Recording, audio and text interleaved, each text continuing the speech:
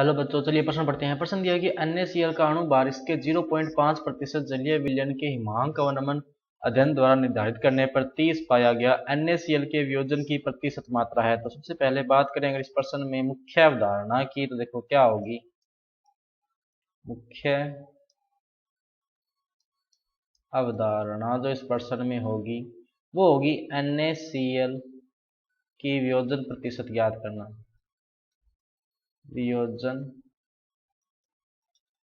प्रतिशत ज्ञात करना।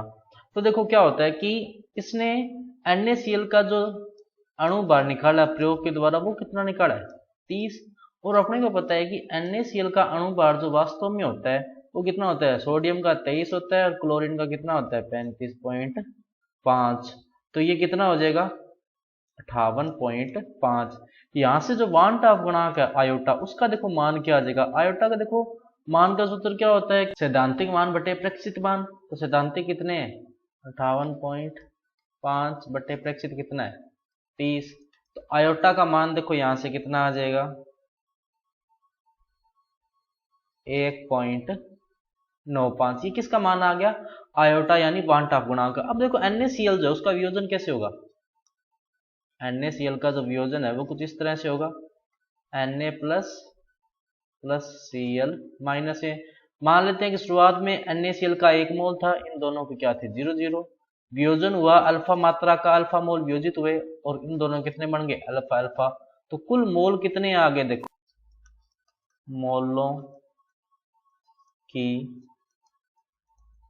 संख्या जो है वो कितनी आ गई 1 माइनस अल्फा। ये तो ये होगी प्लस अल्फा कितनी होगी 1 प्लस अल्फा। ये जो है वो टी समय पर कुल मोलों की संख्या आ गई, क्योंकि ये जो स्थिति थी ये टी बराबर 0 समय पर थी यानी प्रारंभ की, और ये क्या थी टी समय पर। तो टी समय पर कुल मोलों की संख्या कितनी आई है 1 प्लस अल्फा। अब ये जो मोलों की संख्या आई है ये क्या आई है, अपन ये कह सकते हैं कि प्रायोगिक मोलों की संख्या है ना कि सैद्धांतिक, क्योंकि सैद्धांतिक तो मोलों की संख्या एक ही थी। तो ये किसके बराबर हो जाएगा आयोटा के बराबर, यानी आयोटा बराबर क्या हो गया 1 प्लस अल्फा। और आयोटा का मान अपने अभी निकाला था, कितना आया था 1.95। तो यहां से जब अपने अल्फा का मान निकालेंगे तो अल्फा का मान देखो कितना आ जाएगा 1.95। और जब ये इस तरफ आएगा एक तो क्या हो जाएगा माइनस का 1, यानी अल्फा बराबर कितना आ गया 0.95। कितना है 0.95। अब ये अल्फा जो ये क्या है वियोजन की मात्रा, और यही तो इसने पूछा था।